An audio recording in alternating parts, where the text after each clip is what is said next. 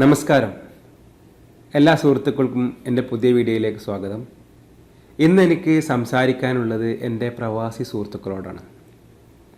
ജോലി നഷ്ടപ്പെട്ട് നാട്ടിലേക്ക് പോവേണ്ടി വരും എന്ന ചിന്തയോടുകൂടി ഇരിക്കുന്ന പ്രവാസി സുഹൃത്തുക്കളോ, അല്ലെങ്കിൽ ഇനി മതി, പ്രവാസം മതി, നാട്ടിൽ കൂടാം എന്ന് ചിന്തിച്ചിരിക്കുന്ന സുഹൃത്തുക്കളോ, അല്ലെങ്കിൽ നാട്ടിലെത്തി ഇനി എന്ത് ചെയ്യും എന്ന് ചിന്തിച്ചിരിക്കുന്ന സുഹൃത്തുക്കളോ ആണ് നിങ്ങളെങ്കിൽ നിങ്ങളോടാണ് എനിക്ക് സംസാരിക്കാനുള്ളത്. ആദ്യമേ പറയട്ടെ, ആനക്ക് ആനൻ്റെ വലിപ്പം അറിയില്ല. അതറിയുമായിരുന്നെങ്കിൽ ആനപ്പാപ്പാൻ ആനനെ നിയന്ത്രിക്കാൻ പറ്റൂലായിരുന്നു എന്ന പോലെയാണ് ഓരോരോ പ്രവാസി സുഹൃത്തുക്കളും. കാരണം നിങ്ങൾക്ക് നിങ്ങളെ വലിപ്പം, നിങ്ങൾ എത്രമാത്രം ഉഷാറാണെന്നതിനെ കുറിച്ച് നിങ്ങൾക്കൊരു ബോധ്യമില്ല. അതുകൊണ്ടാണ് നിങ്ങൾക്ക് ഇങ്ങനെ പേടിയൊക്കെ. കാരണം നിങ്ങൾക്കറിയാത്ത, ഭാഷ അറിയാത്ത, നിങ്ങൾക്ക് പരിചയമില്ലാത്ത ഒരു സംസ്കാരമുള്ള, ഒരു കൾച്ചറുള്ള, നിങ്ങൾക്കറിയാത്തൊരു ദേശത്ത്, അവിടെ നിങ്ങളെ കാത്തിരിക്കുന്നത് എന്താണെന്ന് പോലും അറിയാത്ത ഒരു സ്ഥലത്തേക്ക് ഒരു പ്രതീക്ഷ, നിങ്ങളെ മനസ്സിലുള്ള ജോലി കിട്ടുമെന്നൊരു പ്രതീക്ഷ മാത്രം വെച്ച് നിങ്ങൾ ഒരു അന്യരാജ്യത്ത് വന്ന് അവിടുന്ന് ജോലി കണ്ടെത്തി സമ്പാദിച്ച മനുഷ്യന്മാരാണ് നിങ്ങൾ. എന്ന് നിങ്ങൾക്കറിയാവുന്ന നിങ്ങളുടെ സ്വന്തം നാട്ടിൽ പോയിട്ട് വിജയിക്കാൻ പറ്റൂല എന്നാണോ നിങ്ങൾ ഓരോരുത്തരും വിചാരിച്ചിരിക്കുന്നത്? നിങ്ങൾ ഓരോരുത്തരും അതാണോ വിചാരിച്ചിരിക്കുന്നത്? നിങ്ങൾക്ക് സക്സസ് ആവാൻ പറ്റില്ലേ പിന്നെ ആർക്കാണ് സക്സസ് ആവാൻ പറ്റുക? പിന്നെ ഇനി നാട്ടിൽ പോകുന്ന എൻ്റെ സുഹൃത്തുക്കൾ, നിങ്ങൾ നാട്ടിൽ പോയിട്ട് ആരോടാണ് മത്സരിക്കാനുള്ളത്? 10 മണിക്ക് 9 മണിക്ക് ജോലിക്ക് പോയി 3 മണിക്ക് ജോലി നിർത്തി പോകുന്ന മനുഷ്യന്മാരോടാണ് നിങ്ങൾ മത്സരിക്കാനുള്ളത്. 16ഉം 18 മണിക്കൂറും ജോലി ചെയ്യുന്ന നിങ്ങൾക്ക് അവരോട് മത്സരിക്കാനാണോ ഈ പേടി?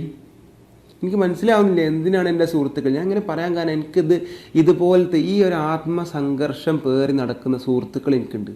അവരൊക്കെ സത്യത്തിൽ എന്തിനാണ് ഇങ്ങനെ ഭയപ്പെടുന്നത് പോലും എനിക്കറിയില്ല. അപ്പം എനിക്ക് നിങ്ങളോട് പറയാനുള്ളത്, നിങ്ങൾ ആദ്യം ഭയപ്പെടല്ലേ. കാരണം നിങ്ങൾക്ക് കഴിയൂല എന്നുണ്ടെങ്കിൽ പിന്നെ ലോകത്ത് ഒരാൾക്കും കഴിയൂല. നിങ്ങൾ മറ്റുള്ളവർക്കാണ് മാതൃക. മലബാർ മേഖലയിൽ നിന്ന് വരുന്ന ഒരാളാണ്.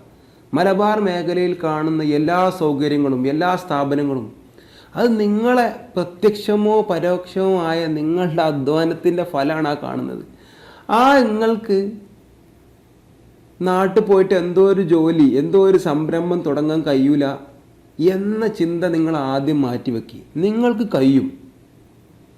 എനിക്ക് നിങ്ങളോടായിട്ട് റിച്ചാർഡ് ബ്രാൻസൺ പറഞ്ഞ 2 വാക്യങ്ങളാണ് നിങ്ങളോട് എനിക്കിപ്പം ഓർമ്മിപ്പിക്കാനുള്ളത്.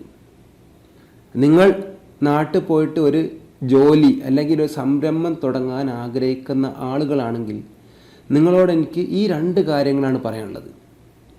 ഒന്ന്, ഒരു നാട്ടിൽ ഏതെങ്കിലും ഒരു ബിസിനസ് വളരെ മോശമായിട്ട് നടക്കുന്നുണ്ട് എങ്കിൽ ആ ബിസിനസ്സിൽ നിങ്ങൾക്ക് സാധ്യതയുണ്ട്, ആ തൊഴിലിൽ നിങ്ങൾക്കൊരു സാധ്യതയുണ്ട്.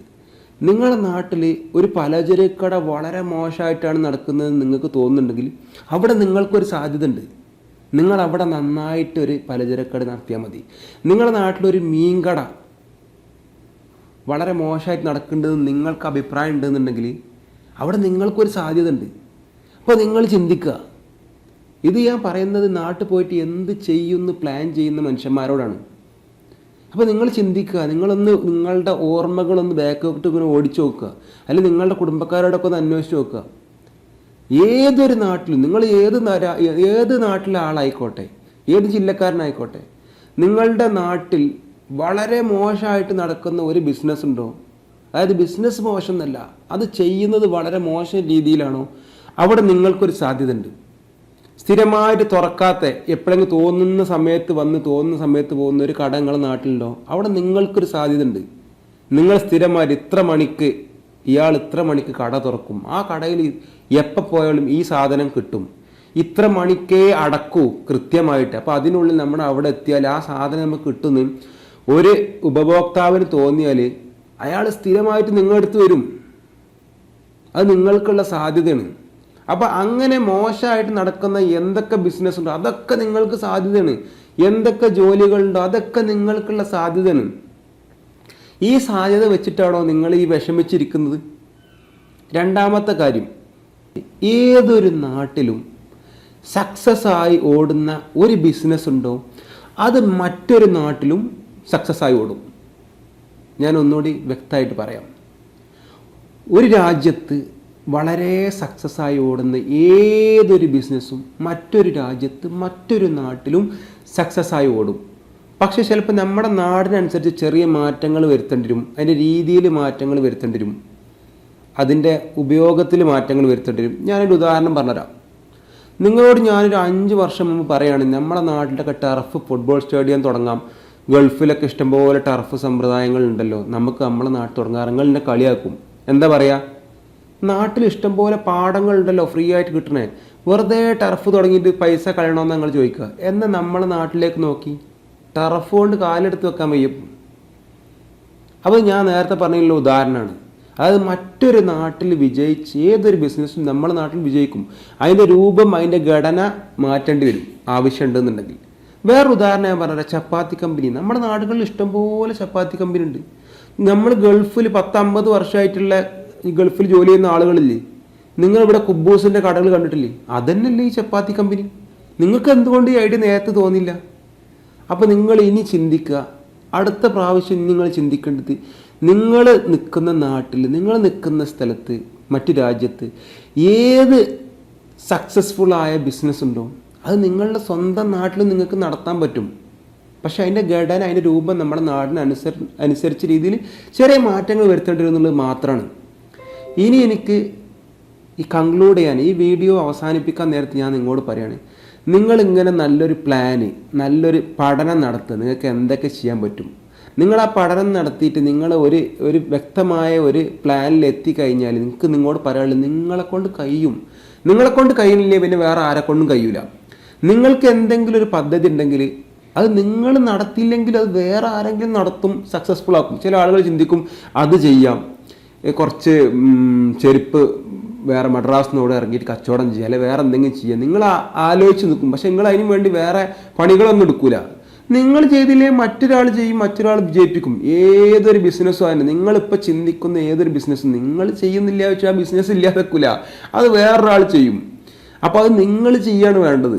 അതിനെക്കുറിച്ച് നിങ്ങൾ നന്നായിട്ട് പഠിക്കുക, സമാന ചിന്താഗതിയുള്ള കൂട്ടുകാരുടെ ഒരു ഗ്രൂപ്പ് ഉണ്ടാക്കുക, പോസിറ്റീവ് എനർജി തരുന്ന ആൾക്കാരുടെ കൂടെ നടക്കുക. എല്ലാത്തിനും തളർത്തി ഒന്നും നടക്കൂല എന്ന് പറഞ്ഞ ആൾക്കാരൊക്കെ കുറച്ച് കാലത്തേക്ക് തൽക്കാലം ഒന്ന് സക്സസ് ആവുള്ളൂ മാറ്റി നിർത്തുക. എന്നിട്ട് ഹാർഡ് വർക്ക് ചെയ്യുക. എൻ്റെ പ്രവാസി സുഹൃത്തുക്കളോട് എനിക്ക് പറയാനുള്ളത്, നിങ്ങൾക്ക് കഴിയും, നിങ്ങൾക്ക് കഴിഞ്ഞില്ലേ വേറെ ആർക്കും ഇത് കഴിയൂല. അപ്പോൾ ഫുൾ ഓണായിട്ട് അടിപൊളിയായിട്ട് നിങ്ങളുടെ പ്ലാനിങ് നടക്കട്ടെ. നിങ്ങളുടെ വിശ്വാസം, നിങ്ങൾക്ക് ഇച്ചിരി കുറവുണ്ടെങ്കിൽ അത് ആത്മവിശ്വാസം മാത്രമാണ്.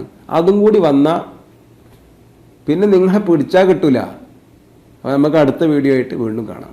അപ്പോൾ എൻ്റെ എല്ലാ സുഹൃത്തുക്കൾക്കും, വീഡിയോ കണ്ടു നിന്ന എല്ലാ സുഹൃത്തുക്കൾക്കും നന്ദി. നിങ്ങൾക്ക് വീഡിയോ ഇഷ്ടമായെങ്കിൽ ചാനൽ സബ്സ്ക്രൈബ് ചെയ്യുക, ലൈക്ക് ചെയ്യുക, ഷെയർ ചെയ്യുക, നിങ്ങളുടെ അഭിപ്രായങ്ങൾ കമൻറ്റ് ചെയ്യുക. നമുക്ക് മറ്റൊരു നല്ല വിഷയമായിട്ട് വീണ്ടും കാണാം. അതുവരെ ബൈ ബൈ.